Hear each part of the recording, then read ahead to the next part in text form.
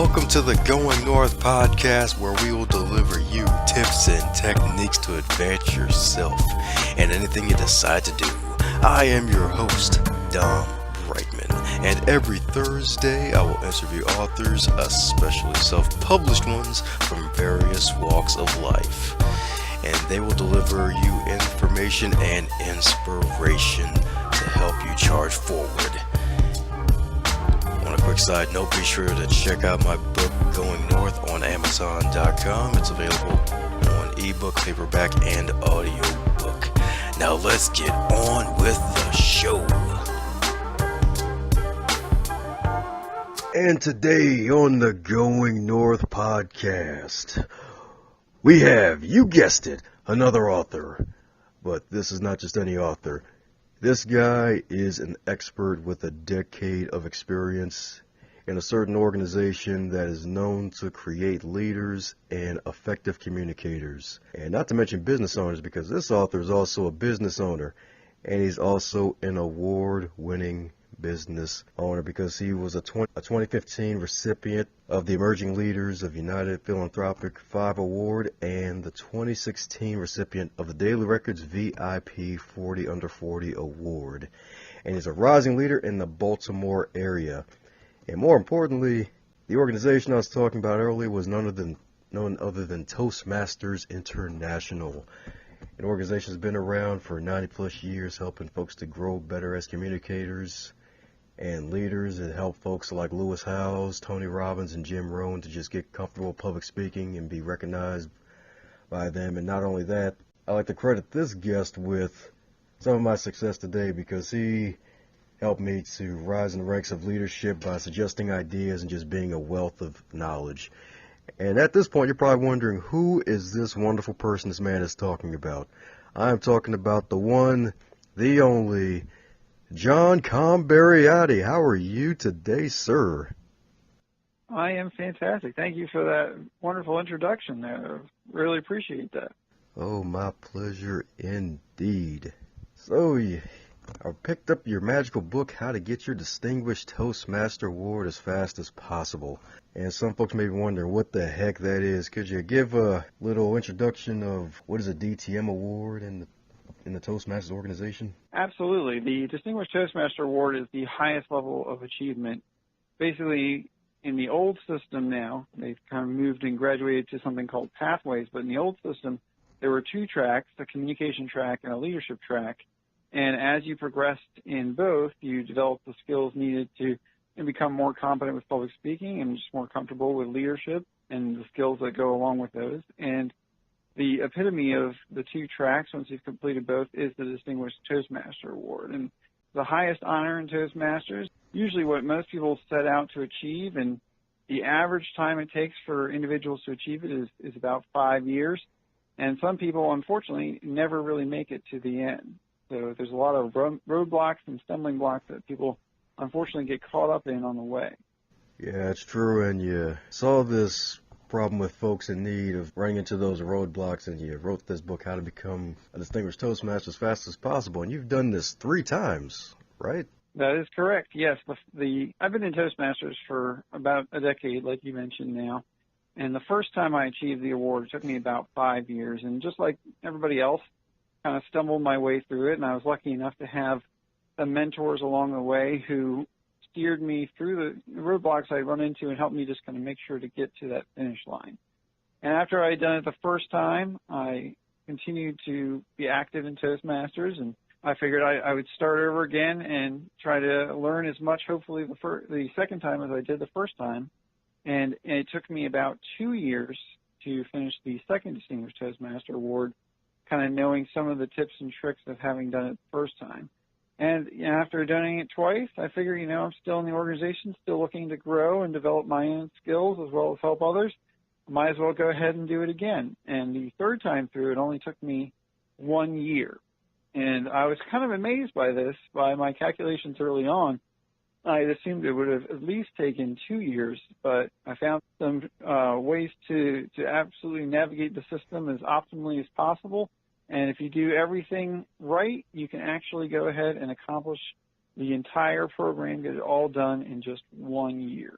Yeah, that's an amazing thing indeed. It kind of goes to show the fact that if you, I guess in a way, kind of that Bruce Lee quote, you got to be scared of the person that mastered one kick that was practiced 10,000 times. In a way, you got the DTM 3 times and you've done it quicker each and every time. Absolutely. And having had that experience, I continue to run into so many people who were caught in different roadblocks. Even though the program, the instructions and things are out there, it's tough because a lot of people are new to the organization, and if they're not getting mentoring and direction from people who have already achieved the Distinguished Toastmaster Award, it's easy to get lost or stuck and have questions and not get answers, and that can prevent you from moving forward or getting credit for accomplishments that you should be achieving.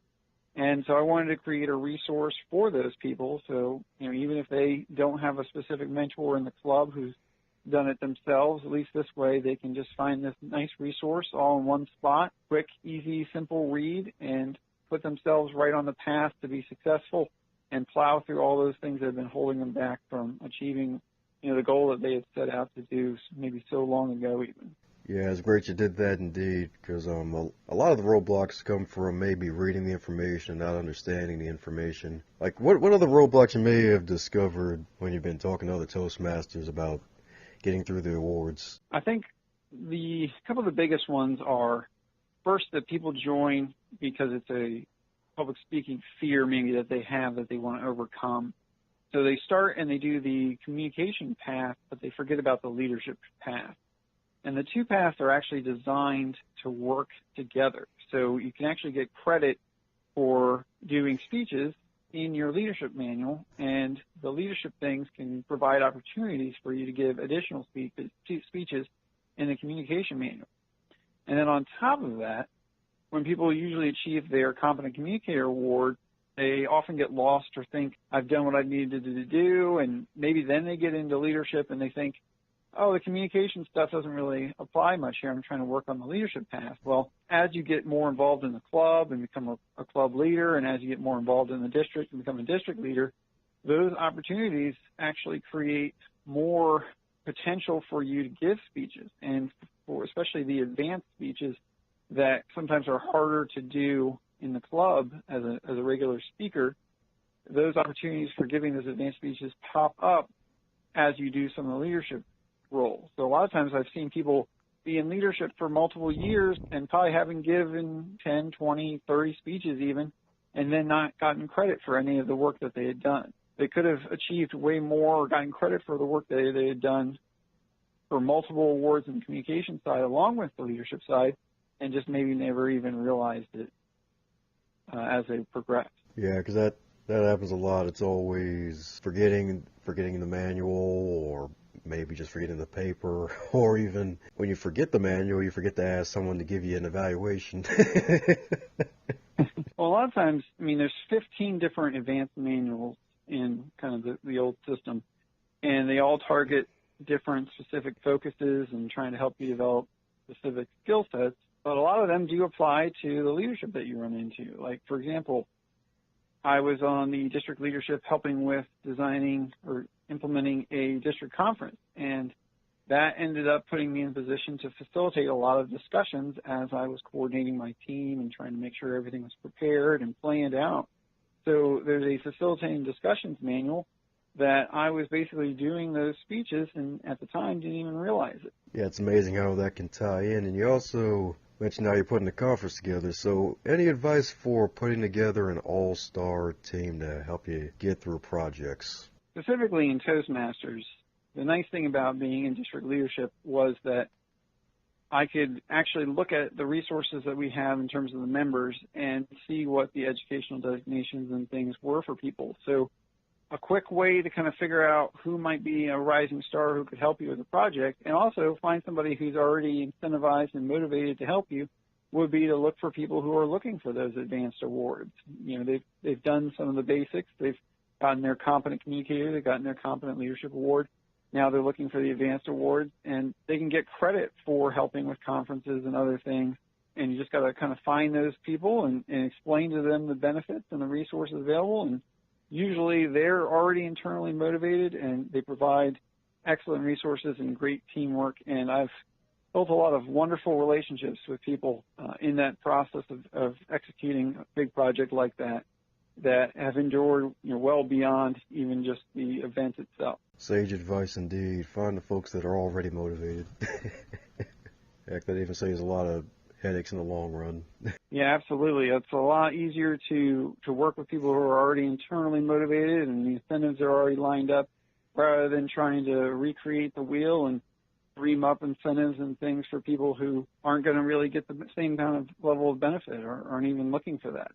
Indeed, indeed, indeed. So when you get to higher levels of leadership, there's something called a high performance leadership. And you basically was the chair of a conference for one of them, right?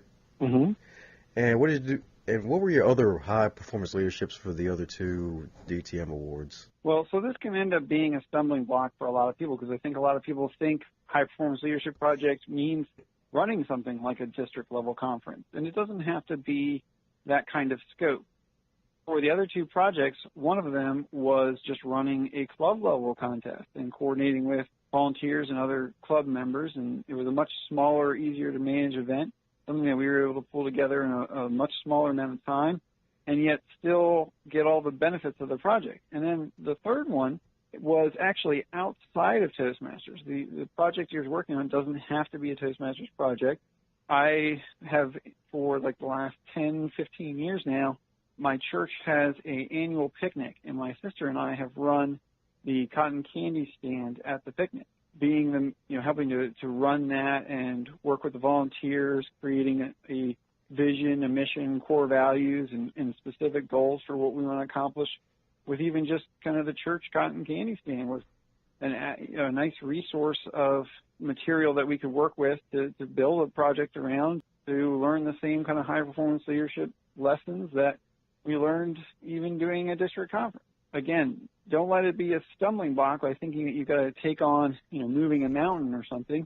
It can be a small project. The more important thing is the evaluation that you do of yourself in the beginning to determine what kind of leadership skills you have currently, and then working with a great guidance committee and mentors who can give you some tips and things, and then going through the process of building that vision, mission, core values, and then your team, motivating your team, inspiring your team, leading your team, and then kind of overcoming the obstacles as you execute the project, and then recapping afterwards, looking at what you accomplished and where you fell short, and then reevaluating your leadership skills to see where you've grown.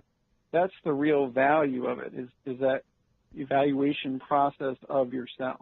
That's a really good point, the evaluation process of yourself, because that's another good thing about the projects like that, where you not only build a set of core mission values and have a goal and try to meet it and recruit and team build and all that good stuff, but also helps you to, in a way, look in the mirror and even have like a way of learning from experiences and possibly getting feedback from others on how that experience went.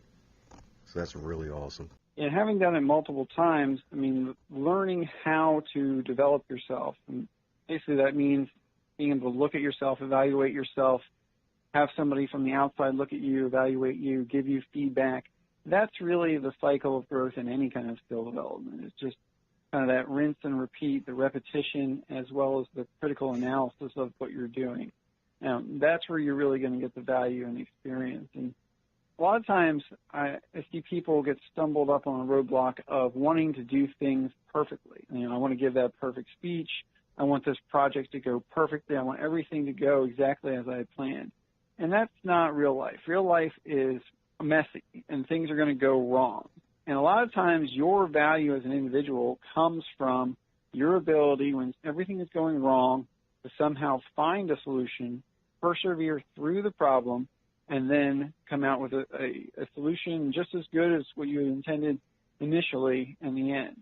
And if you're looking for a promotion at work, if you're looking to start a business, if you're looking to just grow as a human being or help with a community project, all of those things, that they're all looking for that ability and that skill set. That's good indeed, especially with the whole piece of not waiting for your speech to be perfect. I was in a meeting this past weekend, and this guy was talking about how he was in Toastmasters for about 5 years, and I think he had his ACG, and then his friend that joined around the same time as him, he was still in the competent communicator manual, stuck on speech number 6 because he's only given his first 5 speeches. So once he got the vocal variety, that was really it. So any advice would you give to someone who's looking to find ideas to give more speeches and just to develop them? Yeah, absolutely. I've said this a lot of times because I had a realization at one point in my Toastmasters career. After you've given enough speeches, you realize about 95% of what you say, nobody remembers. 4% of what you say, people remember, but they attribute to somebody else. And then maybe 1% of what you say, people remember, and then they remember that you said it. The tricky part with that 1%, though, too, is also you remembering that you said it. Because I've run into that now after 10 years of not even always remembering everything that I said.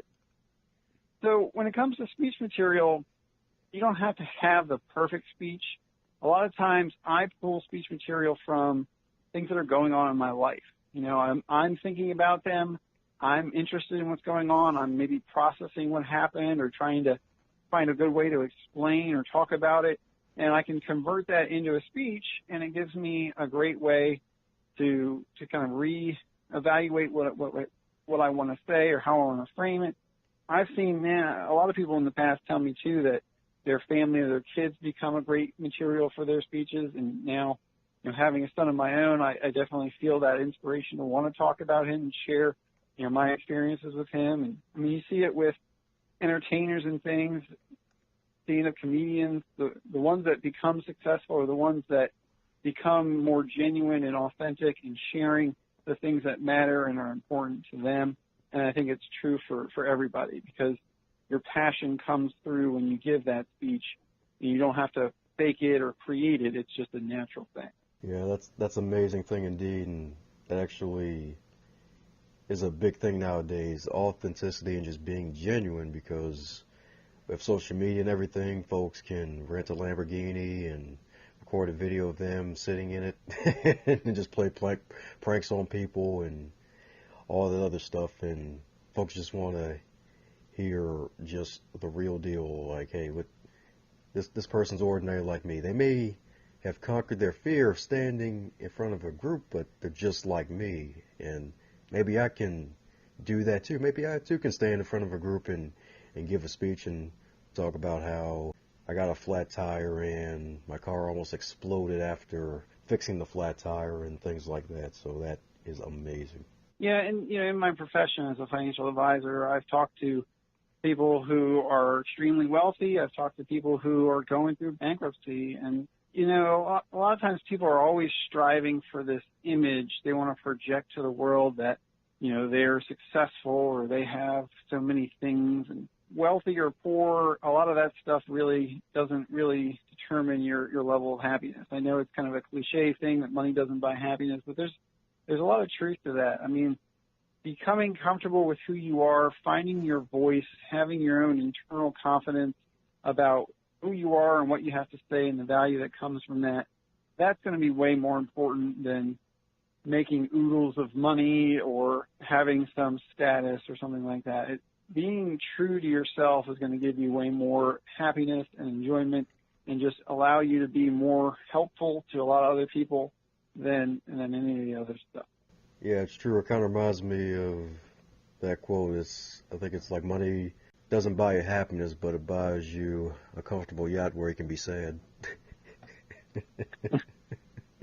There's this old joke about this guy, this rich man who is vacationing on a tropical island, and he sees this guy lying on the beach, you know, just loafing around. And he asks the guy, you know, well, what are you doing there? Why don't you be industrious with your time? And the guy says, well, what do you mean? They're like, well, what do you like to do? He says, well, I like to fish. So he's like, oh, okay, well, what you could do, you could go out and fish, and you can get enough fish and sell them that eventually you could buy a boat. And then the guy says, okay, well, and then if I do that, I got a boat, now what? And he says, well, then you take your boat out and you can catch more fish. And then you can sell them and have more money and buy more boats. Said, okay, that's great. So now I have a whole fleet of boats. Now what do I do? He said, well, now you got all these boats. You can go out and catch all kinds of fish and make enough money that you don't need to work anymore. And he said, okay, great. Well, what do I do at that point? He said, well, then you could just, sit on the beach. He's like, well, I'm already doing that. Why go through all the rest?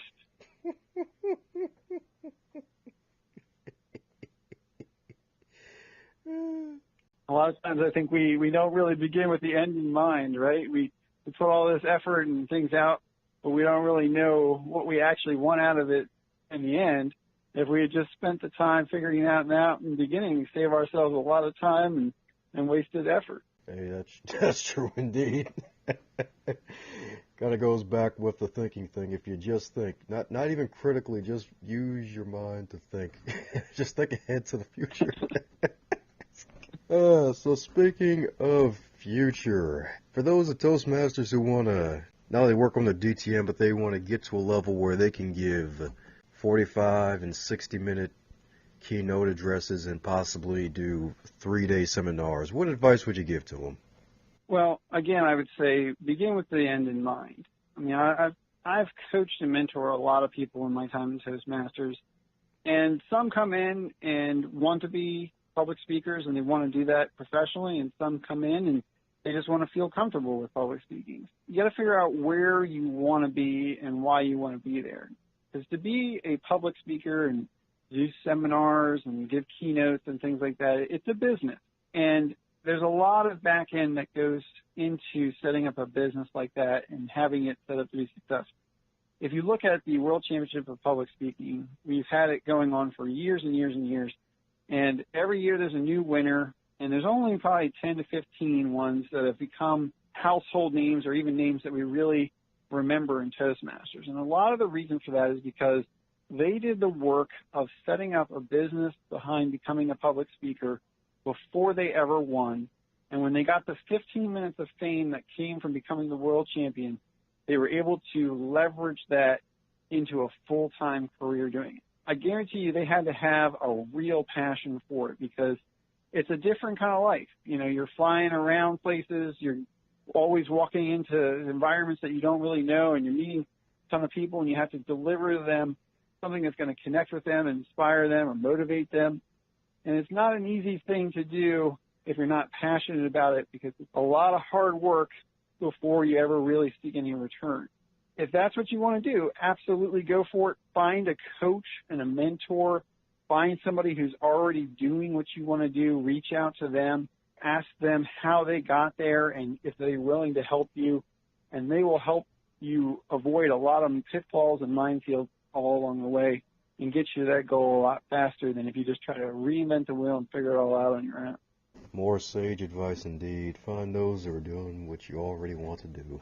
Yeah, I had a boss at a job I had years ago now who I asked him about, who should I take advice from?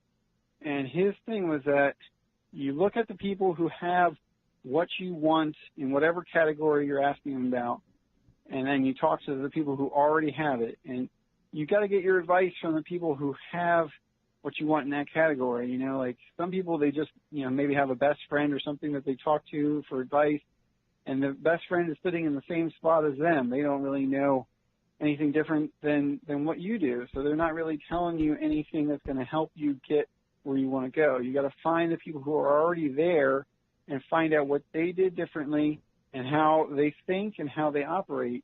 And they're going to help you in whatever category. You want to find somebody who can help you with your relationship with your spouse, find somebody who has a great relationship with their spouse. You want to find somebody who's good with money, or you want to be good with money, find somebody who's good with money and ask them what they do with their money. You want to be in excellent physical shape, find somebody who's already in excellent physical shape. Have them teach you how to work out. All those people who are already doing what you want can definitely help you get there, but the people who are sitting in the same boat as you aren't going to be able to give you any other direction other than what you've already got going. Yeah, and about the money piece, for those listening, John here on the phone can give you some excellent financial advice, just let you know. Yeah, I sit down with many people every week. We do, free consultations. We don't really charge to sit down and have a conversation.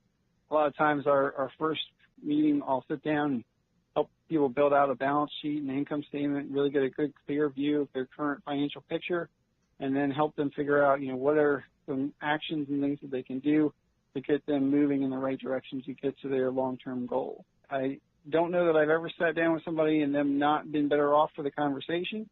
It's just a matter of, having the drive and the ambition to want to take control of your finances and move in the right direction. I tell people it's kind of like going to the gym. A lot of people, when you first join a gym, they're willing to give you a few free personal training sessions, and instead of going and signing up for that, a lot of people will go and they'll try to work out on their own because they want to get to a certain level of physical fitness before they get a trainer, and then they either burn themselves out or they hurt themselves because they don't really know what they're doing, and then they never end up sitting down with the trainer. And if they had just sat down with the trainer in the beginning, the trainer could have given them the workouts and things that really helped them get going in the right direction, and they would have been much better off in the long term. It's the same process with your finances. That's right indeed. Got to find that sage to get the sage advice. So, in speaking of sage advice, one thing about the podcast is that we love reading. So, what book is probably one of your all-time favorites? And if you have more than one, feel free to list them. The book that kind of changed my whole direction in life was actually Rich Dad, Poor Dad by Robert Kiyosaki.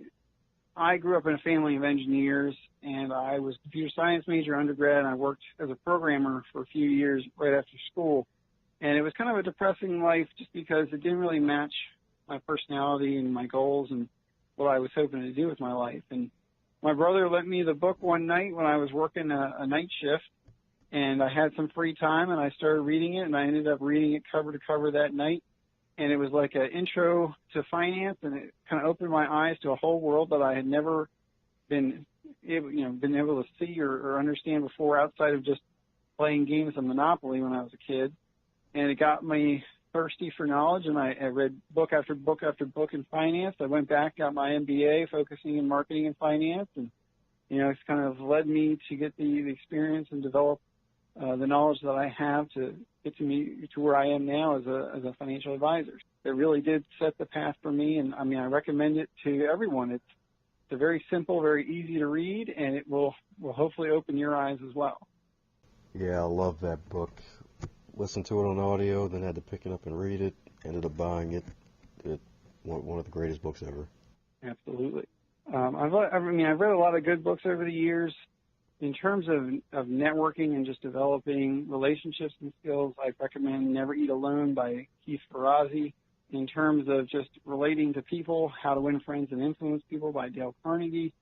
There's a lot of classics, and the reason those books are classic is because they're tried and true and wisdom that goes through the ages and true now as it was when it was written. It may seem cliche or you may have heard it many times, but the reason you've heard it so many times is because it's still a great read. It's a great read indeed. I think How to Win Friends and Influence People, I think that's been around for about 75 years now, I believe. Maybe even longer. Yeah, absolutely. Well, all right, coming down to the pike. So you've been a Toastmaster for 10 years and you won awards, giving keynotes, even helped you take your business to another level. What would be probably the most valuable thing you've gained out of Toastmasters, one valuable thing? The reality of life is more than any skills or money or anything else that you're going to get, the relationships that you develop are absolutely the most valuable thing. There's a longitudinal study they've been doing for, I think, 60 or 70 years or something at this point, where they've been studying these Harvard graduates. And every 5 or 10 years, they get them all together, and they do physical tests, mental tests, emotional tests. They see where they are financially. They check all these different aspects in their life. And from doing this longitudinal study, they've determined that the single most important thing in all those people's lives, the thing that's made the biggest difference, is their relationships. So that's what it's really all about, is finding great people who are passionate, people who are good people. They've got good core values. They want to grow themselves. They want to help other people grow. And they just have some big dreams. Those are the kind of people you want to surround yourself with. And those are the kind of people who are attracted to things like Toastmasters International. People who are wanting to develop personally. Those are the people to surround yourself with. And just by being around them, give it enough time, you will become just like them as well. And it will be the best thing you've ever done in your life. Woohoo! Well, alrighty. For those who want to keep in touch with you, how can we get in contact with you? Best way to reach me nowadays is through email, because I have a 2-month-old 2-month-old son, so I don't get to the phone as quick when you're only got one arm, but I usually respond to emails relatively quickly. My email address is my last name, period, my first name, @gmail.com. That's usually going to be the best way to reach out to me, and usually get a response back to you pretty quickly. Again, it's a little harder now, and I'm not quite as responsive as I was before, but as he starts to sleep more and more, I'm hoping that I will become more responsive again as well. The joys of parenting. Well, alrighty, folks, there you have it. For those who are longtime Toastmasters who haven't gotten their Distinguished Toastmasters award, might as well go on ahead and try and get it now, especially after listening to this podcast. And you can find the book, How to Get Your Distinguished Toastmaster, DTM, as fast as possible. This guy's done it 3 times, and one of them in 1 year. That's 12 magical months. 12 months these days feels like 12 weeks, so that means you can do it. Absolutely. And with the change to pathways for Toastmasters International, they're only really allowing you to use the old system for another 2.5 years or so. If you follow the steps, you can still get it done in time, but the time is definitely ticking down. So better to get going on it sooner rather than later and find the ways to get through all the roadblocks and make sure you do it as quickly as you can so you don't lose all the credit for the things that you've already worked so hard to do. Thanks a bunch for your tuning ears on the Going North podcast. I hope you enjoyed that episode. Be sure to, once again, check out my book, Going North, on Amazon.com and CreateSpace.com. And if you'd like, feel free to follow me on social media at Twitter, Facebook, and Instagram, all at Dom Brightmon, YouTube at Dom Brightmon. And if you want to connect on LinkedIn as well, I am there at Dom Brightmon as well. Go out there and make